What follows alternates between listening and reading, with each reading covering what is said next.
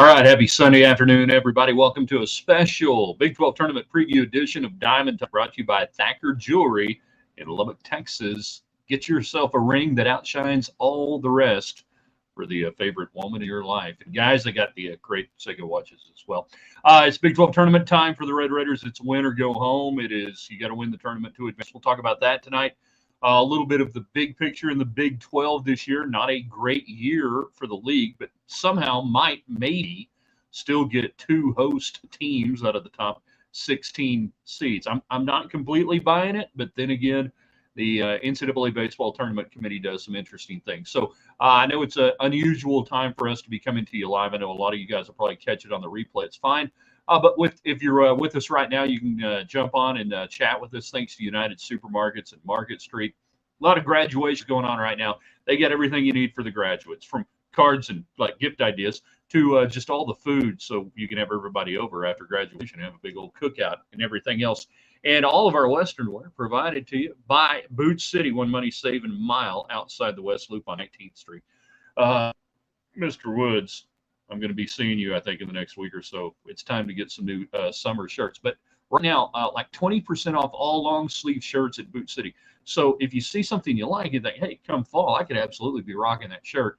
We're going to get you taken care of at Boot City. And we are, of course, always in the Arctic Air studios. The last 2 days, Summer said, hi there. How you doing? Good to see you. If your area is not Arctic, you need to call the bear. Callthebear.com.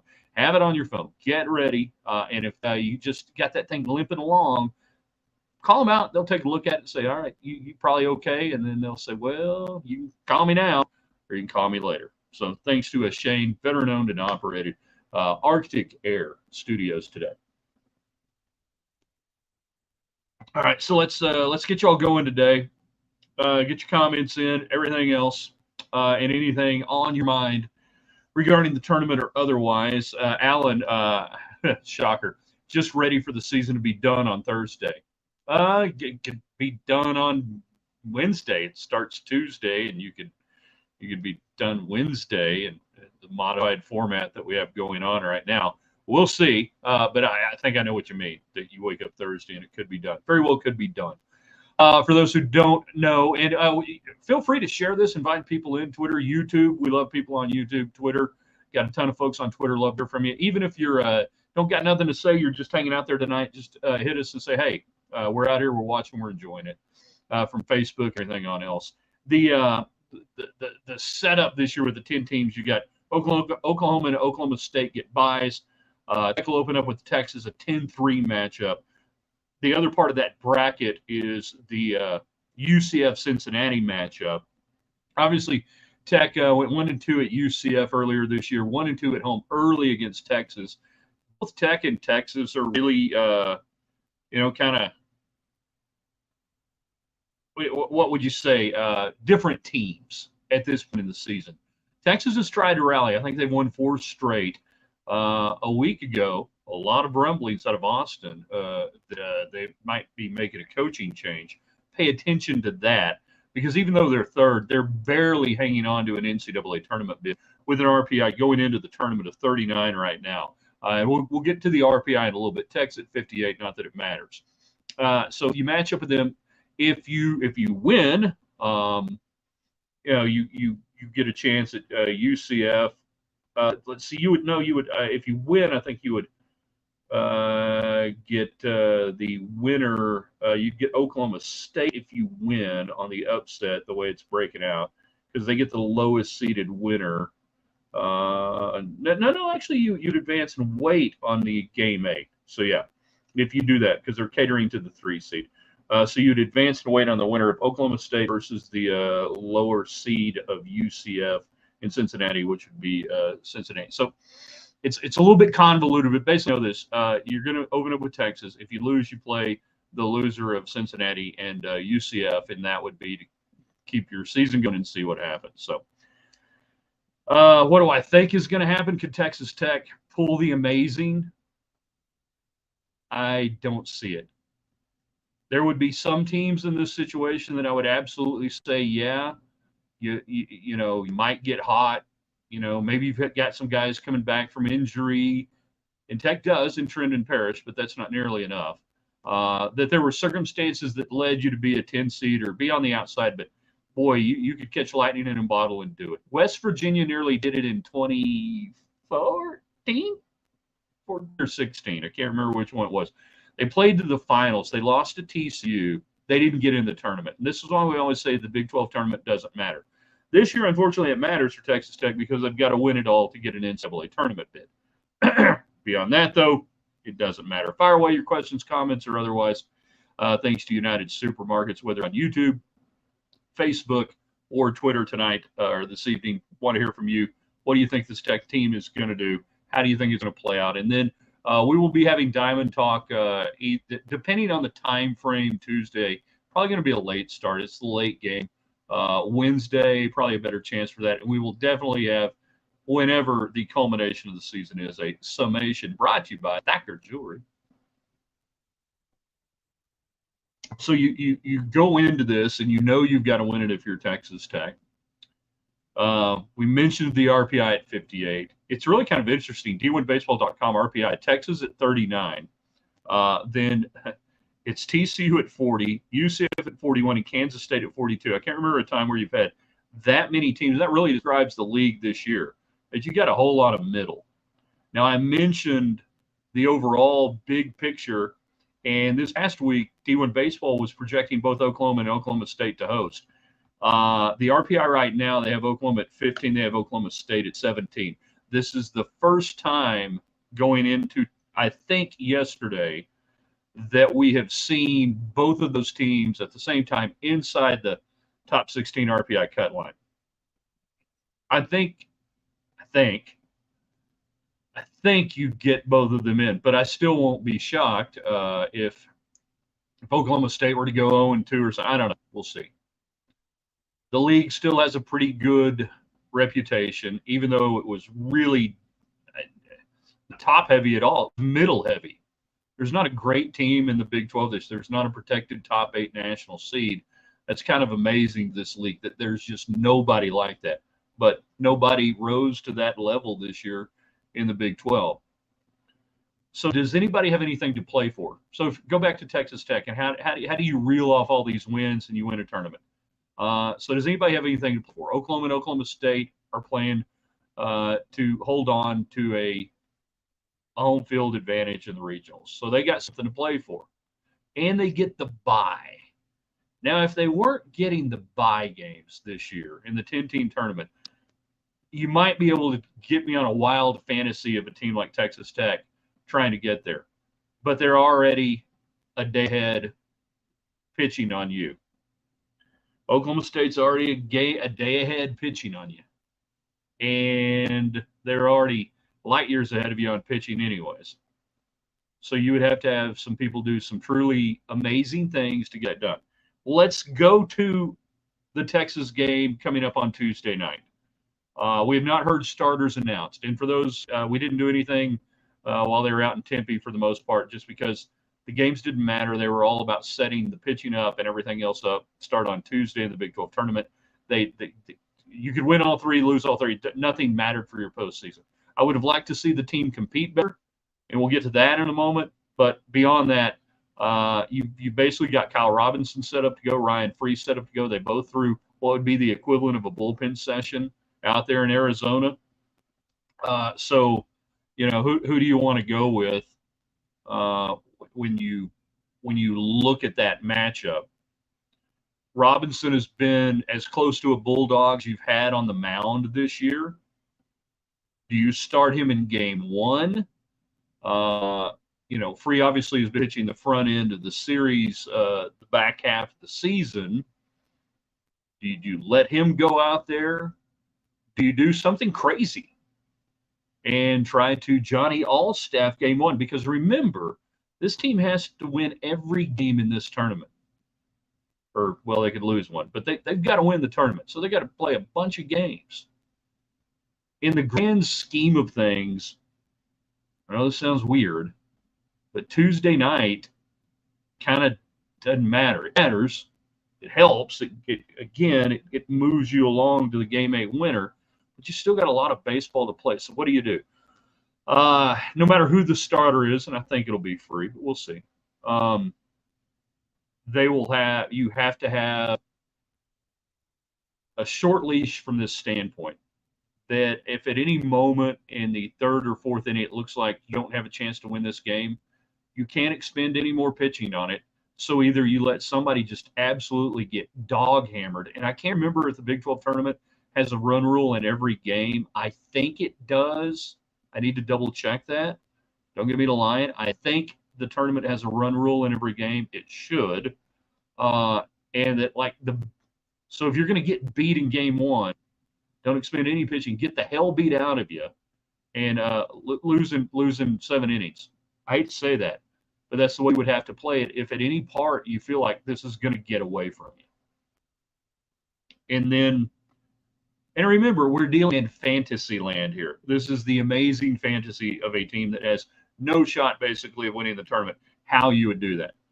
So either you're rocking along and Ryan Free pitches 8 innings and you beat Texas, and that's great. And maybe Trendon Parrish, Sanders comes out and you use an inning, you use 25 pitches. Or it's completely the other way. That's day one. Jason, we generally have the offense to go deep in the conference tournament. After seeing what happened to our pitching in Arizona, can't see us winning more than one game, but it's baseball. Who knows? Yeah, the offense has been brutally bad away from Danlaw Field. And remember, the teams you were playing out there in Arizona State and UNLV are bad baseball teams. This offense tilts up and goes to die when it comes to situational hitting. So, yeah, the pitching's a problem, the hitting's a problem, the fielding's a problem. It's been a group effort. Now, you've had a lot of injuries on the pitching staff. Obviously, you've had to throw a lot of guys in leverage situations that they had never had any intention of throwing this year, but that's the reality you've had to deal with. So those are to me are the two scenarios for Tuesday night that can play out. Either your starter, and we'll see if it's free, whoever it is, goes nuts. And we've seen guys do this in tournament play. We've seen it happen. I'm not saying it's going to happen, but we've seen it happen. And, I mean, you will – let's say Free gets the start, all right? You'll throw him 115 pitches, 120 pitches, because he probably doesn't pitch again for you this year. So there's no pitch count from that standpoint. Now, you're not going to throw a guy 152 pitches or something like that. I mean, we're not Sam Houston State in 2017 in a regional. But, yeah. So that could be 115, 120 really good pitches, or 115, 120 pitches that, son, you just got to get us through this thing. So keep that in mind.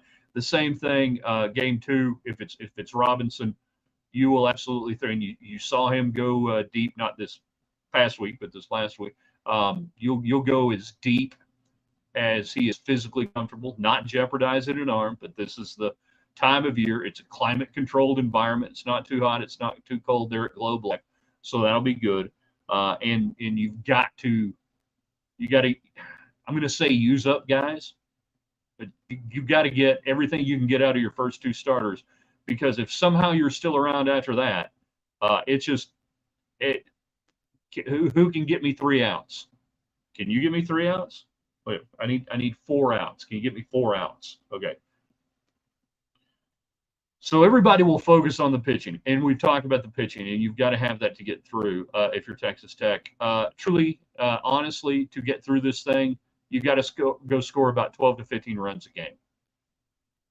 Is this offense capable of doing that? Can they do that at Globe Life? Typically not a great hitter's park. Typically not a park that gives up a lot of offense, even though we had that wild game last year. Was Tech and OU? Can't remember. What was that crazy comeback game? I think it was Tech and OU. So it's typically not a ballpark that just gives up crazy amounts of runs. But that's what you're going to have to do. You've got to show up in the morning, in the afternoon. Well, it'll be in the evening when they get there for Tuesday. And you go, we got to go score 15 runs. You have to have that mentality. So what do? You try to hit 3-run homers with nobody on base. You can't do that. You got to string together crooked innings, man.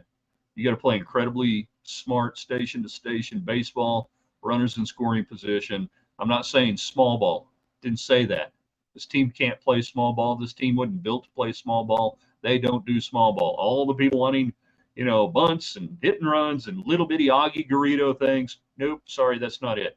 Maybe in the future, but not the team. And really, to play at Danlaw Field, that's not the way you would build a team that's going to play, 30 some odd games. That's just not the reality. So we can get your thoughts on the United Supermarkets chat line, text line, whether you're on YouTube, whether you're on Facebook, whether you're on Twitter. We want to hear from you tonight. It's a little Big 12 tournament preview. What do you think will happen? How do you think it'll play out? I want to go back and talk a little bit about what we didn't see. I thought a lot, particularly on the mound out there at Tempe, is I didn't see guys competing. And you can sit there and go, well, this is a lost cause season. Probably not going to make the NCAA tournament. This is it. Okay, that's fine. Okay, I get it. Or we're not really trying. We don't worry about these games. We're going to worry about the Big 12 tournament. Okay, but I've been kind of seeing this now for about a month. When usually a Tadlock team turns it on, they flip the switch and nothing happened. Say what you want about the talent on this team, offensively and on the mound. Every one of these players in this day and age, in the day and age of the transfer portal being wide open, in NIL and everything else, every single one of these players should have been putting down tape for their next employer. And that's one thing that I haven't seen, because all of these guys that still have eligibility left, every single one of them, whether they were to play at Tech, stay at Tech, were going to be told you need to seek your entertainment elsewhere. Every single one of them for the last month, hitter and pitcher, should have been approaching it like a job interview every day. And I have not seen that. We use the term a lot in basketball, urgency, that you need to play with a sense of urgency at certain times. Baseball is a little different, that you can't play with your hair on fire. It's just not that type of game, all right? Can't be too high, can't be too low. You can't press. But you can play and dictate terms, and you can play with a little bit of urgency. And I have not seen that out of this team. And that to me tells me a lot. But all of these players should have been approaching this time as a job interview. Hey, you want to stay here? Okay. But, even if you're not going to stay here, we're going to go play. Where do you want to go play? You're not showing anything to anybody, talking to you guys right now directly to this team. You're really not showing anybody anything out there that would make me as a college baseball coach want to pick up the phone and say, yeah, we got a spot for you. So if I were a player on this team knowing that this year is done, I would be looking at going to the ballpark the ballpark in Arlington, everybody. 25-cent fine. I'd be going to Globe Life thinking I'm playing for my future career. We'll see if we see that. And that's a dangerous psychological territory to enter into when you're not in the dugout every day. But I've been doing this for a few years. Called my first game in 1989 when Tim Tadlock was still a pup out there in the middle infield. I feel like I've got a good feeling for things. We'll see. The fake Natalie Maines. I know the real Natalie Maines. The fake Natalie Maines. Hi, how are you? I'm fine. We haven't played sound baseball all year long. Why will we do it in the tourney? Probably won't. Probably won't. That's why I say there are some teams in this situation that I might be able to point to certain aspects and say, hey, right place, right time, they can put it together. There's nothing about this Texas Tech team at this point that you can hang your hat on and say, well, yeah, they're going to put it together now. They haven't demonstrated that. They haven't given you that feeling. But it's my job to sit here and explain all the different options and avenues and what we think will happen. Now, we get to this point. What do I think will happen? I think they'll go out and play exactly the way they played lately. They probably figure out a way to get beat in the middle innings against Texas, and then they come back and they look like dog poop against UCF or Cincinnati, and then they get that 4 o'clock start or whatever on Wednesday, and then you're pretty done. That's probably what will happen. I'd love to be surprised. Surprise me, Red Raiders. Surprise me. Do something. Other notes, hopefully this is the last year, I want to say, that the Big 12 tournament contracted to go to Globe Life, get it back in Oklahoma City. That, certainly with Texas getting the hell out of here, Texas was a big driving force, and even A&M back in the day, to get it in Arlington and to try to move it down. It needs to be in town. It needs to be there in Oklahoma City, not Tulsa. Hell no, Tulsa. Oklahoma City. It's the right size venue. It's perfect. It matters. People care. You get 6,000 people, 7,000 people there at a game in Bricktown. It's rocking. It feels good. You get 6,000 people at a Rangers game. There's nothing there. There's no atmosphere. And playing in a big league park, the Big 12, we're the only conference tournament played in a major league stadium that's climate controlled. Nobody gives a rap. These kids play in these parks all the time now. So the idea of playing in a major league stadium, that's just not that important. So I hope the new look Big 12 going forward will look at Oklahoma City as a home. Hey, you'll love it, Cincinnati. UCF, you'll love it. It'll be great. You'll enjoy coming in. Is it centrally located for the most of the Big 12? Yeah. Some of you guys deal with it. Now, if we wanted to do some interesting things, just throwing this out here, even though they're not in the league, like Memphis, they got a little minor league stadium. It's pretty cool.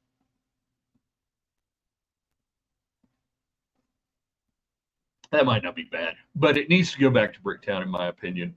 Just leave it there. Don't worry about anything else. Win or go home for Texas Tech. We'll see what they end up doing with the pitching. Don't be freaking out Tuesday if it looks like they're throwing the game, if they're not going to win it, because, yeah, they're absolutely throwing the game, and they have to, and that's the way it is. And then we go from there. The Diamond Talk schedule, as I mentioned, will be dependent on times and everything else. Maybe Tuesday, definitely Wednesday, we'll do something on that. And then if there's a season ender, whenever that may be, we'll certainly do it. We want to thank Thacker Jewelry for being a huge part of Diamond Talk. They were part of Raiderland Rewind in football, and they are fantastic sponsors and supporters of everything we do here in Raiderland. So if you get a chance, go over to their Facebook page, tell them thanks.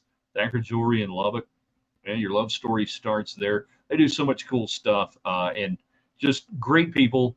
Again, great supporters of what we do in Raiderland. And I can't say enough about all of our fine sponsors. We mentioned on Twitter today, I don't thank you guys enough who watch, who read our columns, who retweet stuff, share it, put it on Facebook, things like that. Everybody who does that, it helps us grow. It helps grow our great sponsors, and it helps us continue to do more and more of what we like to do around here. So I'll say again, thank you guys for being a part of it. If you missed our column today, go check it out. 5, not 4, not 3. 3 would be right out. 6 is one too many.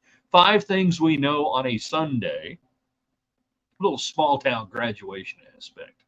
So we appreciate you being out there. Like I said, I know it was a kind of a random start time to do this, but I wanted to get out there and kind of, it's preview, so it'll still be good tomorrow. People watching on replay, if you want to hit us, get us in the comments section. We'll post this obviously at theraiderland.com, our website, or you can hit me on Twitter at Ryan Hyatt Media. We thank everybody on our YouTube channel, Ryan Hyatt's Raiderland there. We will be back tomorrow, obviously, with the daily broadcast coming at you at 6:30, helmet sticker day. So check out the site in the morning. Who's going to get your helmet stickers on a Monday? All right, we are out of here. We will see you tomorrow. The Raider.